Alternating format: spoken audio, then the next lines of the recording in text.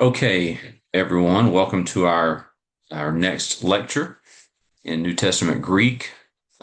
We are going to cover two things in this lecture. We're going to cover chapter 16 in your textbook, which is present active indicative verbs.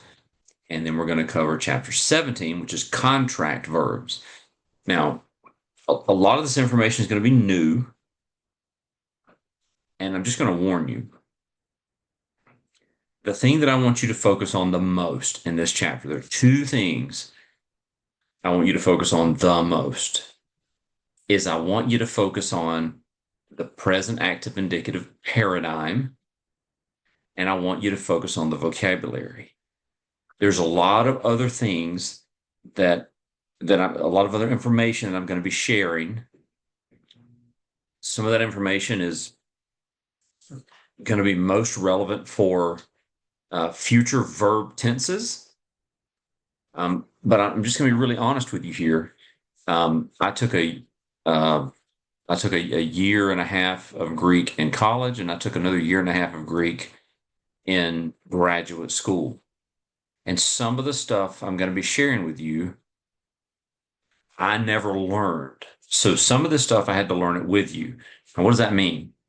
That means that some of the things I'm going to be sharing are good to know to understand the language, but it may or may not be essential to you learning Greek this semester, if that makes sense. So I'm going to go rather quickly through chapter 16 and through chapter 17. I'm not going to spend a ton of time on things that are not related to the paradigms, if that makes sense. So when you're working out present active indicative and contract verbs in your workbook assignments, that's where you're going to do the work. So really what this is just to show you some introductory information about present active indicative and then contract verbs. Most of this stuff you're going to work out in the workbooks. So let's get started. Present active indicative. Now we don't really learn it like this in English. We don't really learn, a verb produces action, and there are nuances. If you're, obviously if you're teaching grammar, there are nuances. But for most of us who took grammar in high school and then college English, you don't pick up on a lot of these nuances. Well, Greek's a lot different. Greek has a lot more nuance, I think, than English. That may or may not be true, depending on who you ask. But I think that the word love, and the reason this is so fresh on my mind, my pastor preached from 1 Corinthians 13 this morning. It's a Sunday afternoon, by the way. Happy Sunday. And, there are a lot of words for love in Greek that express various types of emotion or affection. We don't have those in English. You say, I love my wife, I love my truck, I love my dog. Those are all types of affection, but they mean different things. We just use one word. Well, Greek would have a different word for at least two different words for those. So we're going to talk about present active indicative. What does that mean? Well, present active indicative, or any verb really in Greek, you're going to do a time. So the present active indicative is present. So present, that means you're talking about something that is happening now. If you remember our vocabulary word Lego, I say or I am saying, that is present active indicative, first person singular. And so it is present. I am speaking, I speak, or I say, or I am saying. So you have time, you have aspect. It is imperfective. We covered that in the last lecture. I am studying. The voice is active, it's happening, and the mood is indicative. So when it comes to learning Greek verbs in the present active indicative, you have a present stem, which is lambda upsilon, lu. You have a connecting vowel, which is omicron, and then you have a primary active personal ending, which in this case is mu epsilon nu. So This verb would be luamen. And it's made up of those three parts: a present stem, connecting vowel, and then a personal ending. Here is the paradigm for the present active indicative. And it's not listed on here. Again, I think I've told you this before, these aren't my slides. I do edit some of the slides, but what you're looking at here is you're looking at luo, lues, lue, luamen, luete, luusi.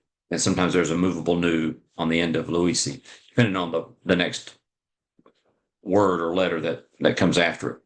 It's called a movable nu. So what you're looking at is luo would be first person singular. So if we were to parse out luo, we would say luo is first person singular. I loose, I am loosing from luo. Luo, you always go back to the first person singular form when you're parsing verbs, in the same way that you go back to the nominative singular when you're parsing nouns, because you're going back to for the lexical form. The lexical form of verbs, if there is one, is going to be the present active indicative, first person singular. So you have first person singular luo, second person singular lues, third person singular lue, first person plural luamen, second person plural luete.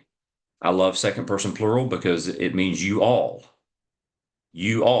are loosing. So it's you plural are loosing. And we have y'all in the South. So it's great to know that there's a y'all in Greek. So the second person plural and third person plural would be luusi or luisin, depending on, again, whether not the nu is added or not. So that is your paradigm for present active indicative verbs. This is what you need to know. You need to write this over and over and over until you get it. So when you're forming a verb, this is some background information that you may need it later for some other verbs, but right now, this is just FYI. So when you're forming a verb, which we just covered this a little bit in Greek, you have a root and a stem. You have a connecting vowel. And if you look at the paradigm, you see that the personal ending is an omega, and then you have a personal ending that begins with an epsilon, another epsilon, then an omicron, then another epsilon, then another omicron. And so, just so that you know, when you have a suffix, or when you have a personal ending, the suffix, if it begins with a mu or a nu, then the connecting vowel is an omicron. Example B, legomen. So Lego would be first person singular. I say from Lego, but the stem is lambda epsilon gamma, right? So the connecting vowel is the omicron, and the personal ending is the mu epsilon nu. So because the personal ending begins with a mu, that connecting vowel is an omicron. So if the suffix, which is that personal ending, if the suffix begins with a mu or a nu, the connecting vowel is an omicron. Anything else is an epsilon. Now that's interesting to know, but memorize this. All right, let's go. Here's another visual of that. If the suffix begins in mu or nu, you're going to have an omicron as a connecting vowel. Anything else is an epsilon. So if you look at 16.12 in your textbook, he deals a bit with Amy, with personal endings, and all he's saying here is, if you look at the example he's given, and if you're not there, pause the video I feel like I'm about to sneeze. Pause the video, go to page 166 and look at section 16.12. And you'll see he offers a couple different examples. So I'm just going to read from 16.12, the first paragraph, to sum up what he's trying to say here. So because the personal ending indicates person, it is generally unnecessary to supply the personal pronoun as the subject. For instance, Lego means I say.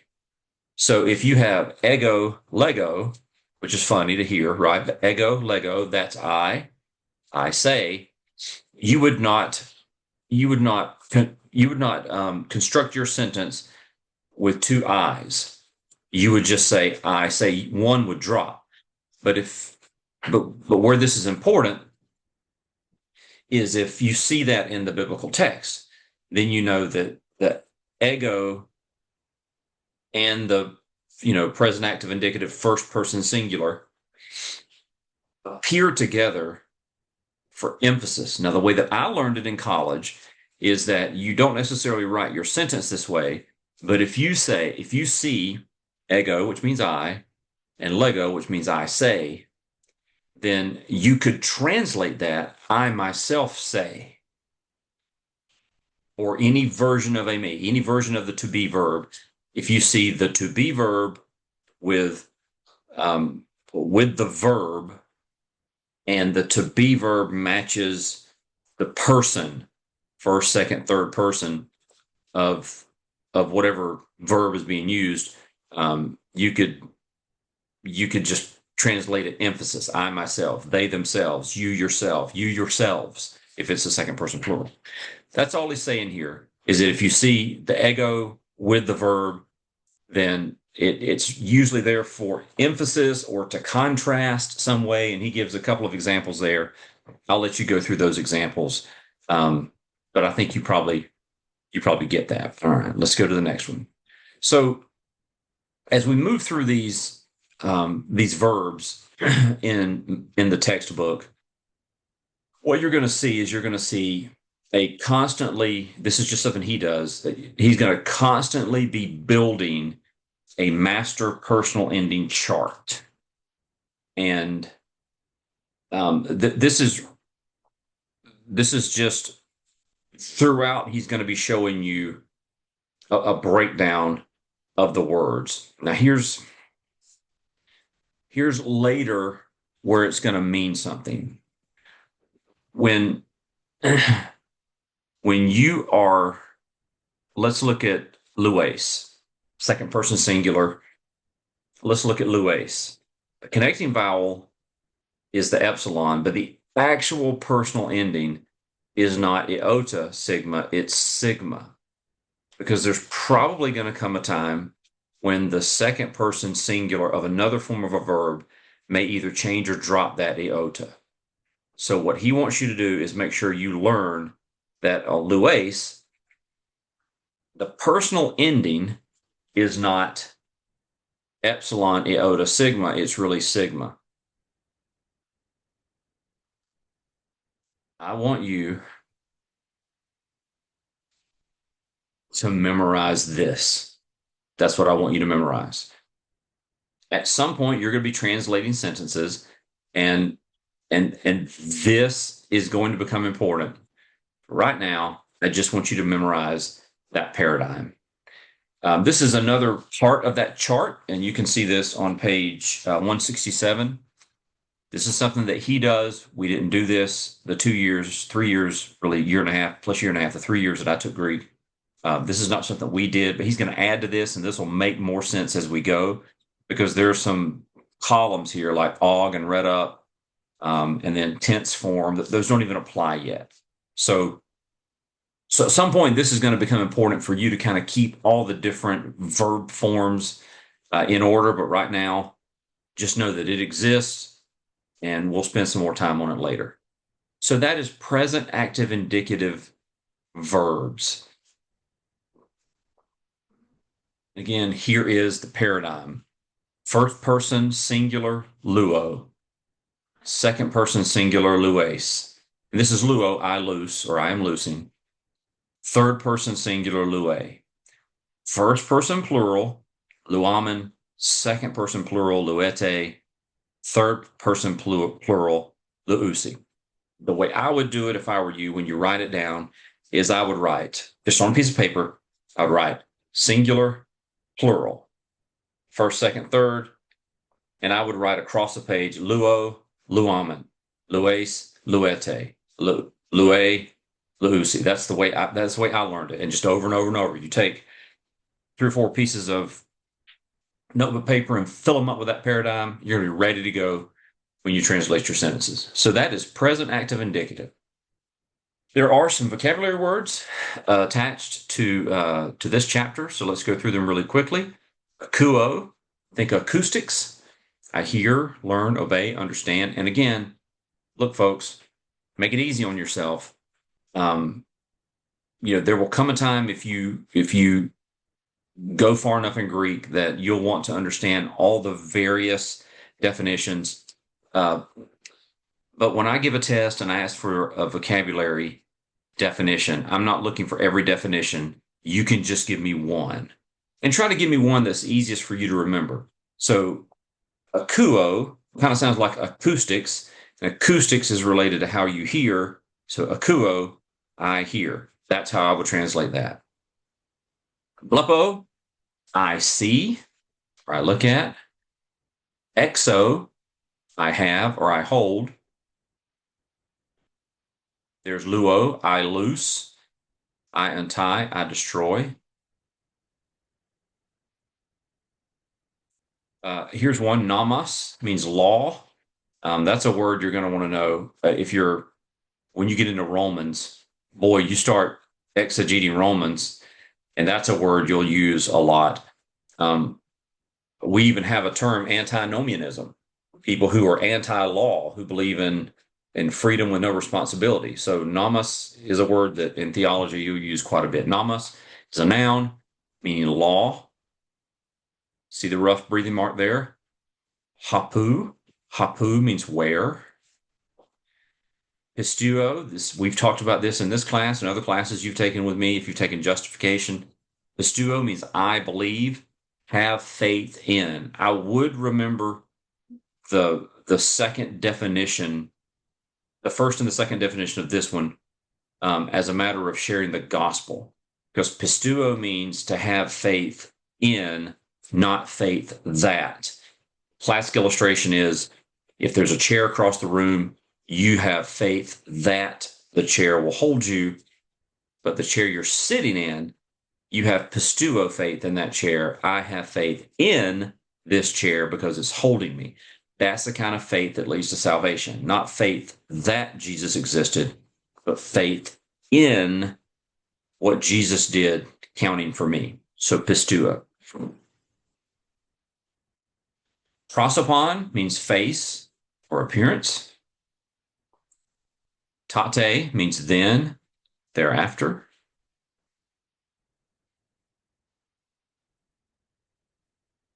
Floss means blind. And Kara means joy or delight. So if you know anyone named Kara or Kara, that's probably where that name come from. All right, so that is present active indicative and the vocabulary words that go along with it. So let's look at contract verbs. Let's see, where are we? Here we go. All right, let me go to the top. Okay, so contract verbs are not a paradigm. Contract verbs are any verb whose root ends in an alpha, an epsilon, or an omicron. That final vowel of the root is called the contract vowel. Alpha, epsilon, omicron. So if you have the root that ends in an alpha, an epsilon, or an omicron, if it comes into contact with, when it comes in contact with the connecting vowel, something happens. Usually a diphthong is formed, and it's not necessarily a logical diphthong. Let's look at the example here. You've got poe, right? So you have a stem that ends in an epsilon. The connecting vowel is the omicron. The personal ending is mu, epsilon, nu, right? So you have the stem and the connecting vowel. You have an epsilon and an omicron. So in Greek, what happens to that epsilon and that omicron is they fuse and they become the diphthong omicron upsilon. Ooh. And there are rules. So there's 8 rules when it comes to contract verbs. 1 through 5 are really the most important. You need to be familiar with these rules. They're going to come up, and the reason you need to be familiar with the rules is because you need to be able to provide, you need to understand what the stem of the verb is, because as we move beyond present active indicative, you're going to have a handful of words that become that are contract verbs, and you're going to parse them and translate them incorrectly if you don't remember. Because what you're going to see in the sentence is you're going to see poiumen, right? That's what you're going to see. And you're going to need to know for parsing and translating future verbs that the stem is not poio or pi omicron iota omicron.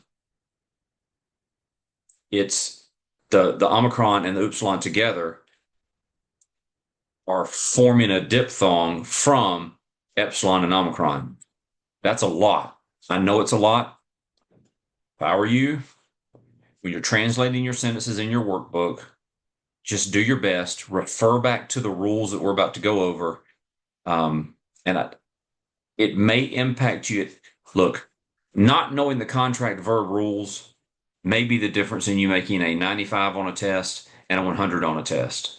They're going to show up some, but they're limited. And we're going to look at the present active verbs that are contract verbs. Again, I want you to make sure that you just focus on the present active indicative paradigm. Keep these rules in the back of your mind. Use your textbook to help you flesh out those rules when you're translating your sentences in your workbook, and then just move on from it. Here's what we just talked about. Now, here's the thing. This is why I say focus on the parsing or the paradigm. Here are 5 different words that are contract verbs. You do not need to know that to parse them, because you're going to be able to see what form they take. So it's something you need to know so that you can understand Greek. And it's something you're going to need to know later for future verbs. But right now, you just need to know that there is a rule, or there's rules for contract verbs. You need to just familiarize yourself with them, let the textbook help you with them, and then move on. So let's look at the different rules for the contract verbs. Rule number 1, we just kind of saw this. Omicron upsilon, the diphthong omicron upsilon is formed from epsilon omicron, omicron epsilon, or omicron omicron. Now this is a little backwards. You can see here, I'll kind of highlight this one. So this is the stem. I wish I should have drew it. Let me separate it right here. Okay. So you see I've separated. This is the stem, pi omicron iota epsilon. This is the personal ending, omicron mu epsilon nu, right? Because you have that epsilon and that omicron together, it turns into this, right? I'm going to separate this one so you can see it. See the omicron epsilon? And again, you have an omicron and an omicron, right? So that's the way you kind of want to see it. So this becomes this. This becomes this. So rule number 1 is that if you have an epsilon omicron or an omicron epsilon or 2 omicrons, it's going to become omicron upsilon. Rule number 2, epsilon iota is formed from 2 epsilons. Rule number 3, omega is formed from almost any combination of omicron or omega with any other vowel except here. So if you have an omicron or an omega, if you have an omicron or an omega in any situation with any other vowel except these three right here, it's gonna just become an omicron. I mean, an omega. See right here? We'll separate this word so you can see it. You got agapa, amen. You got the alpha and the omicron. It just becomes an omega with a circumflex. And again, same thing here. I'm just going to separate it. You've got agapao, the alpha and the omega become the omega. That's rule number 3. Rule number 4, if you have an alpha and an epsilon, it just becomes an alpha. See, it's got that circumflex above it. This is rules 4 and 5. And rule 5, eta is formed from EA, or from epsilon alpha. Here's rules 6 and 8. I'm going to separate this so that you can see it. Omicron iota is formed from omicron iota, omicron epsilon iota. See, you're dealing with 3 vowels instead of just 2. I'm going to let you go through it yourself, but if you'll turn in your textbook to page 175, what you have is you have rule 8, which is that contract verbs will contract, using the word contract too many times. So if you have a contract verb, it contracts as if the true personal endings are those that are visible in present active indicative. So if you have a contract verb, it will contract as if the true personal ending are those visible in the present active indicative. Now that sentence probably made no sense to you, but in the previous slide deck for chapter, what was it, 16, I said that I showed you a paradigm that he had where he showed the true personal endings. This is just saying that when they contract as if the true personal ending are the endings you find in present active indicative. Do not spend much time at all. I'm just telling you, don't spend a ton of time on this. There's going to come a time when you need to know it. I need you to be familiar with it right now, and we'll build on it as we go. And then rule number 7, he skips over 7. He does 6 and 8. And this is really simple. If a contract vowel and the first vowel of a diphthong are the same, one of the vowels drops off. Again, you can see that at the top of page 175. I know that you're probably scratching your head. You're like, I don't understand. I'm going to simplify it for you. There are 8 rules related to contract verbs. 8 rules. The 8 rules are in chapter 17. Read through them. Read through them until you fully understand them. Not that you memorize them, but that you understand, oh, I understand what he's saying. If I see this and I see this, it becomes this. Just that you understand it. And then move on with your life. Here are a list of the present active indicative contract verbs. So we just did all of that for these 3 verbs. Agapo, I love. Hoyo, I do. And plero, I feel. See how it's different. And we're showing you here the first, second, third singular and first, second, third plural. See how it changes the form of the present active indicative because of the contracting, because your ending looks different because you contracted it because you had vowels together or vowels and diphthongs together. You can just memorize this, or you can try to memorize all 8 rules. It's up to you. So the last thing, when you're translating, this is going to make a big difference when you're translating. You have a type of verb, and this is not a form like present active indicative. It's like a category of verb. You have transitive and intransitive verbs. And it's just a matter of, this is really a matter of exegesis. It matters in translation, but it really matters in interpretation. But a transitive verb is something that carries the force of its action to an object. So the transitive verb will have a direct object. And you can look at section 17.10 on page 176 in your textbook for a couple of really good examples of transitive and intransitive. But a transitive requires a direct object because it's carrying the force of its action to an object. Bring him here to me, right? That's a transitive verb. Bring him rather, is a transitive verb. An intransitive verb does not carry the action and does not have a direct object. And you can see his example there.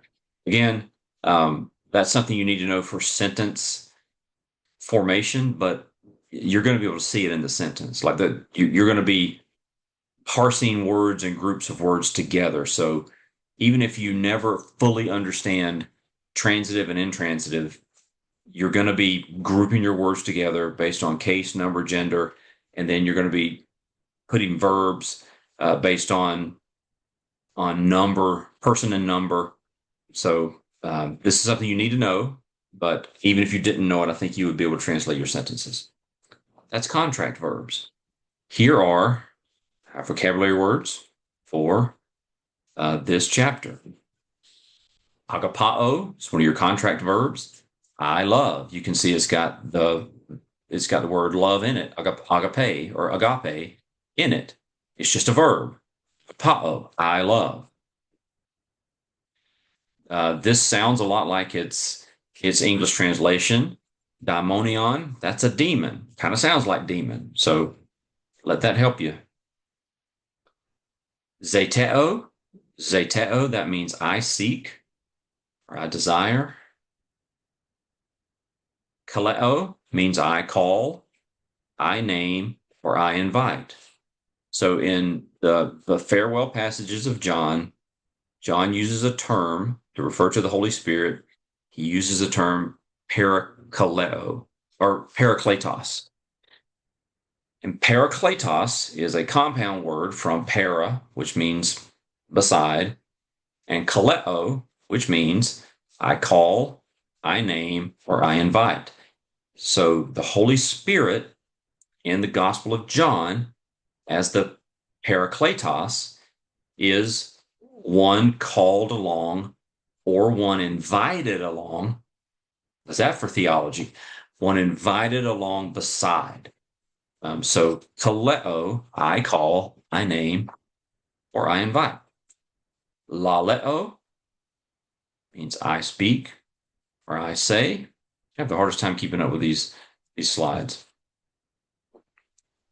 Oida means I know or I understand. See that rough breathing mark? Hatan means whenever.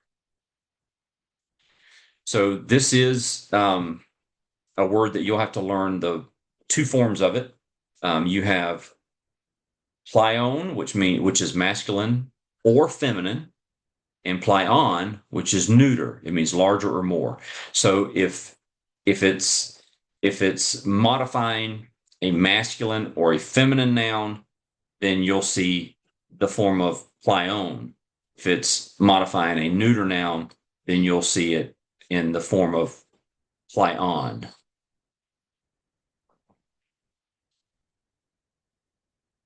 Plerao means I feel, I complete, I fulfill. Plerao. And poieo, I do or I make. Okay, So I think we're, nope, one more. This is tereo, pereo. I keep, I guard, I observe. Okay. So that's a lot. Present active indicative and contract verbs. But I just want to make sure I say this again. Even though we've talked about a lot, what I want you to do is I want you to memorize the present active indicative paradigm. That's priority number one. Priority number two, actually, you know what? Priority one is learning the vocabulary words. Priority number two, or 1B, so 1A and 1B, is to memorize that present active indicative paradigm. And number three, familiarize yourself with the contract verb rules, but do not dedicate a ton of brain energy trying to memorize them. There will come a time when you'll need that information more than you do now. But instead of trying to just memorize all those 8 rules, you've got 3 words in this unit that are contract verbs. Just recognize those. Okay, so that is chapters 16 and 17, and that is our first our entrance into Greek verbs. And we'll stop sharing there. So do your sentences, your translations, and stay the course. Good work, everybody.